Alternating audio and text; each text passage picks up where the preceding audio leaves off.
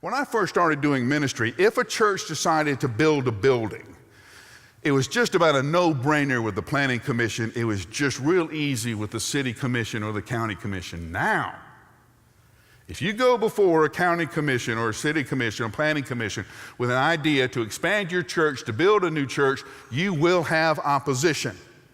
You will have opposition from the neighborhood because they don't want the traffic. Okay? We don't want that many people coming in. We don't want the noise on Sunday morning. You will have opposition, especially if you're a conservatively theological church. You will have opposition from the neighborhood because they don't want anybody preaching hate. Now, that's already happened in parts of the United States. It will continue to happen, and yes, it will continue to happen even here in Nashville. Okay? That's the political reality. We do not live in a culture that is encouraging our faith. We do not live in a culture that is encouraging our churches. We do not live in a culture that is tolerant of our evangelism. Amen. Now, that's the realities. So what I want you to do, take a deep breath and relax. Now, I know a lot of us think this is the hardest time ever. Relax. We've been here before. Not only have we been here before, we did really well before. The first century church reached the entire Roman Empire with the gospel of Jesus Christ, facing all of this and much more. What does the book of Acts teach us about how we need to adapt church to do well in the 21st century? Well, there's a couple of realities. One, the home is now the center of discipleship. In the book of Acts, you'll read about where Peter and Paul went to people's homes. That's where the teaching was.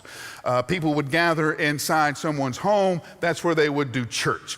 In fact, we have a story one time of Paul preaching in someone's home, and a servant was sitting in the window, and Paul went on and on and on, and the poor guy in the window fell asleep, fell out of the window, and died. Now, you would think that would be a sign to Paul to draw this thing to a close. He didn't. They ran over, prayed over the guy. He came back to life. They went back up to church and carried on. Your home is going to be the center of where discipleship happens. There's a lot of reasons why you probably will not see large buildings going on. Now, there will be some, but you're not going to see a whole lot of large church buildings being built. One, the cost is becoming prohibitive. Two, people aren't going to support buildings over mission. That is, if they give to church, they want to see where it's making a life difference. So very rarely will you see us talk about buildings over the coming years. Now, there's times where we have to. But more times than not, we're going to be looking for places that we can redo, repurpose, refocus, rather than build from scratch. Sometimes that's not always possible, but that's going to be our kind of default mode because of the tremendous expense, zoning issues, and those kind of things that if you can find an existing building, you can kind of skirt around some of those and do it a lot cheaper.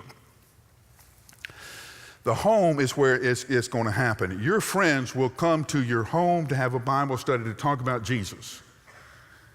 A lot faster than they'll come to a church building.